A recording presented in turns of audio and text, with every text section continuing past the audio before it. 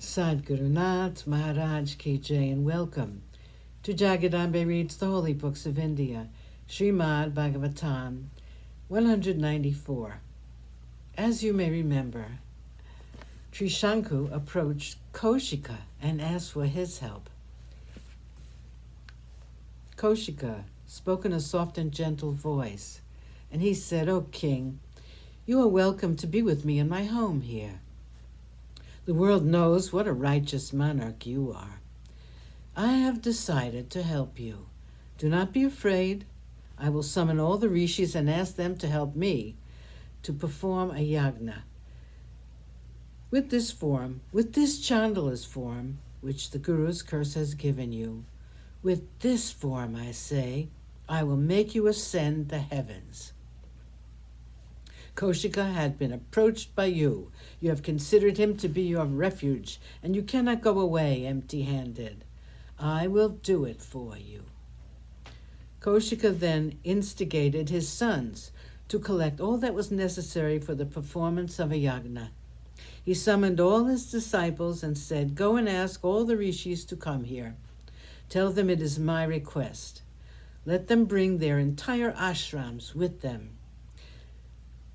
The disciples went in all the quarters to bring the many rishis. They came, all of them, to the presence of Kaushika, all except Vashishta and his sons. The words spoken by Vashishta's sons were conveyed to Kaushika. They had said, "Very comical indeed will this yagna be, with a Chandala as the object of the yagna and a Kshatriya to perform it. It will be a wonderful sight. One is doubtful as to what the participants will do, how they will react. We wonder how the divine beings will react when they are summoned to receive their share of the havis at the hands of a non-Brahmin.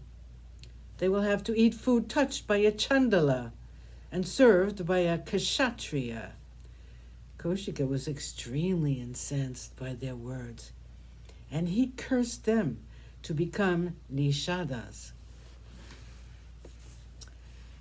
Kaushika then addressed the rishis who had come there at his request and said, "This is King Trishanku, a descendant of the noble Ikshvaku, a righteous king famed in all the three worlds. He has come to me with a request. He wants to reach the heavens with this body. I have promised to help him, and I appeal to all of you to assist me in this attempt." Hearing the words of Kaushika, the rishis said to themselves, "This Kaushika is a man with a very short temper. His anger is dangerous. If we do not assist him, he is sure to get angry, and we can never guess what he will do if his anger is turned against us. We have seen the fate of the sons of Vashishta. It is better to help him perform the yagna." Kaushika was the yajaka, and the rishis were all willing to do the needful. The yagna proceeded in the proper manner. At the final stage, when the havis was to be offered, Kaushika summoned the devas one by one to receive their share. But not one of them came to accept the havis. Their disapproval of the yagna was obvious. Kaushika was furious at this insult, but he composed himself, and with his eyes blazing with anger and his frame trembling, he raised the shruva, the spoon with which ghee is poured into the sacrificial fire, aloft, and said, "Look on the power of my tapas. I will raise this king to the heavens with the human body."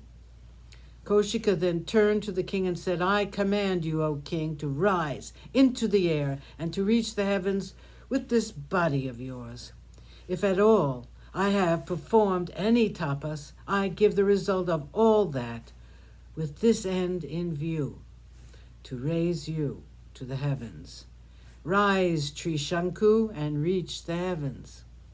Everyone was watching with bated breath. Suddenly Trishanku began to rise above the ground. He folded his palms, and saluting the rishi, he rose into the air. And even as they were looking on, he vanished into the clouds. Sadhguru Nath Maharaj Ki Jai. Thank you for coming. I hope you come again.